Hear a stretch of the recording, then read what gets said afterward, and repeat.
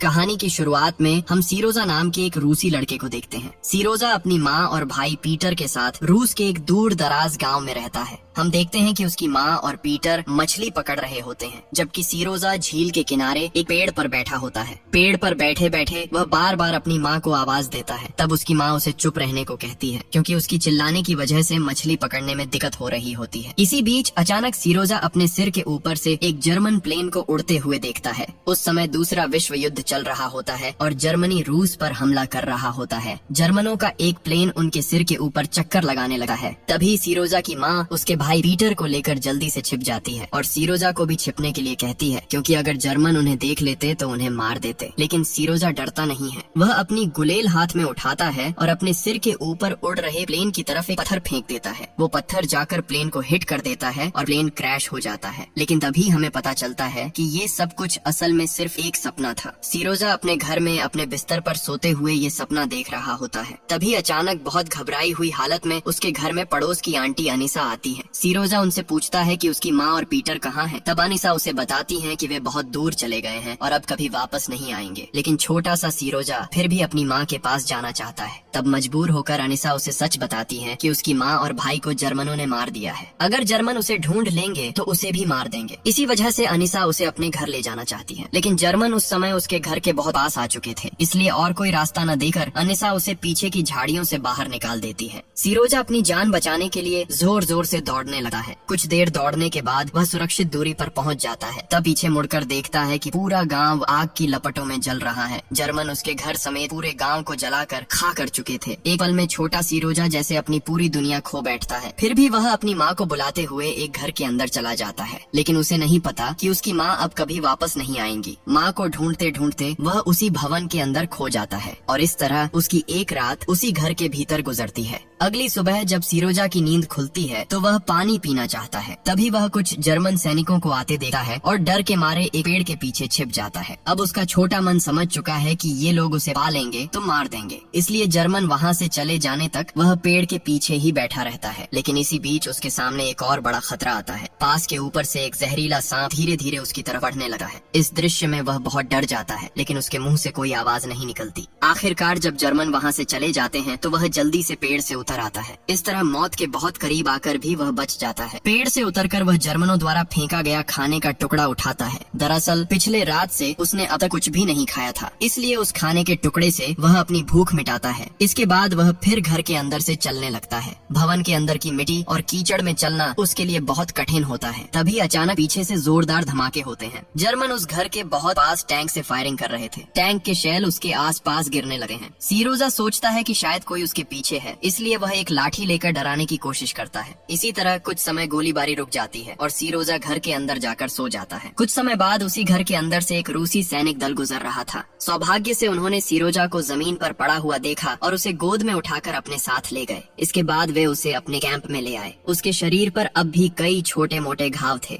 इतनी छोटी उम्र के बच्चे को युद्ध की भयानक स्थिति में देकर सैनिकों के कमांडर को बहुत दुख हुआ। कमांडर तुरंत अपने सैनिकों को आदेश देता है कि सीरोजा की देखभाल की जाए। फिर खुद भी वह सीरोजा से परिचित होता है। जब वह उसका नाम पूछता है तो सीरोजा अपने नाम बताता है। तब कमांडर अपने नाम का परिचय देता है। उसका नाम निकोलाई सार्गेच है। कमांडर सीरोजा से पूछता है कि उसका फैमिली अब कहाँ है। इस पर सीरोजा अपनी माँ और भाई का जिक्र करते हुए रो पड़ता है। तब कमांडर उसे साहस देता है और उसकी रोने की वजह को शांत करने की कोशिश करता है। इसके बाद सभी मिलकर भूखे सीरोजा को खाना खिलाने का इंतजाम करते हैं। फिर उसे एक हॉस्पिटल में ले जाया जाता है, जहाँ कातिया नाम की एक नर्स उसकी देखभाल करती है। बातों बातों में उनके बीच काफी अच्छा रिश्ता बन जाता है। कातिया से सीरोजा जानता है कि कमांडर एक वार हीरो है। उसके वीरता के लिए उसे एक बैज और स्पेशल पिस्टल भी मिला है। यहीं से सीरोजा के मन में यह जज्बा जागा है कि वह भी बड़ा होकर एक कमांडर बनेगा। इसी बीच कमांडर और उसके सैनिक कैंप के बाहर बैठकर बातचीत कर रहे होते हैं। तभी अचानक जर्मन उन पर हमला कर देते हैं। कमांडर के नेतृत्व में रूसी सैनिक उनका मुकाबला करते हैं। इस छोटे से संघर्ष के बाद जर्मन पीछे हट जाते हैं। इस लड़ाई में कई रूसी सैनिक घायल हो जाते हैं। उन्हें तुरंत हॉस्पिटल ले जाया जाता है। कमांडर भी इस हमले में चोटिल होता है। हॉस्पिटल में इलाज करवाने के बाद वह सीरोजा से मिलने आता है। बातचीत के बीच जब सीरोजा उस स्पेशल पिस्टल को देखना चाहता है तो कमांडर उसे पिस्टल दिखाता है और यह पिस्टल हाथ में लेकर सीरोजा को एक अलग ही एहसास होता है। उसके मन में सैनिक बनने की इच्छा और भी ज्यादा प्रबल हो जाती है। कमांडर कुछ समय समय तक उसके साथ बातें करता है और उसका समय बिताता है। फिर वह अपनी ड्यूटी पर लौटने के लिए निकलता है। जब वह अस्पताल से बाहर आता है तभी कातिया उसके सामने आ जाती है। कातिया उससे रिक्वेस्ट करती है कि सीरोजा को उनके साथ रहने दिया जाए, क्योंकि कातिया और बाकी लोगों के साथ उसका एक बंधन बन गया था। अब कोई भी उसे अकेला छोड़ना नहीं चाहता। दूसरी तरफ कमांडर सीरोजा को अनाथालय भेजने का सोच रहा था, क्योंकि उसके फैमिली का कोई मेंबर अब जिंदा नहीं था। इसके अलावा इस युद्ध के बीच उसे कैंप में रखना भी बहुत खतरे भरा था। इसलिए कमांडर सोचता है कि अनाथालय ही उसके लिए सबसे सुरक्षित जगह होगी। लेकिन कातिया कहती है कि वह सीरोजा की देखभाल कर सकती है। फिर भी कमांडर सुरक्षा की दृष्टि से अपने निर्णय पर अडिग रहता है। इसके कारण कातिया काफी उदास हो जाती है। वह अपनी एक दोस्त से कहती है कि वह सीरोजा को कभी भूल नहीं पाएगी। सिर्फ कातिया ही नहीं बल्कि अन्य सैनिकों के साथ भी सीरोजा का अच्छा दोस्ताना रिश्ता बन गया था। उनमें से एक सैनिक उसे बाइनोकुलर उपहार में देता है। वहीं एक और सैनिक कातिया की तरह कमांडर से कहता है कि उसे इस मामले पर फिर से विचार करना चाहिए, क्योंकि इस कैंप के सभी सैनिकों ने अपने घरों में पत्नी और बच्चों को छोड़ा हुआ था और अब सीरोजा उनके लिए किसी अपने बच्चे जैसा बन गया था। अगर उसे कहीं और भेजा गया तो सैनिकों का मोरल गिर सकता था। ये सब सुनकर कमांडर भी असली स्थिति को समझ जाता है। इसलिए सीरोजा को कहीं और भेजने का निर्णय उसके लिए भी मुश्किल होता है। लेकिन युद्ध की परिस्थिति को देखते हुए उसे कैंप में रखना सुरक्षित नहीं था, क्योंकि यह सुनिश्चित नहीं किया जा सका कि जर्मन किस दिशा से कब हमला कर देंगे। और ठीक उसी समय एक अचानक हमला होने वाला था। उस दिन भी कमांडर अपने सैनिकों के साथ जर्मनों के हमले का सामना करता है। ताकत और हथियारों में पिछड़े होने के बावजूद उसके सैनिक बहादुरी से कमांडर के नेतृत्व में जवाबी हमला करते हैं। इसलिए जर्मन उन्हें आसानी से खत्म नहीं कर पाते।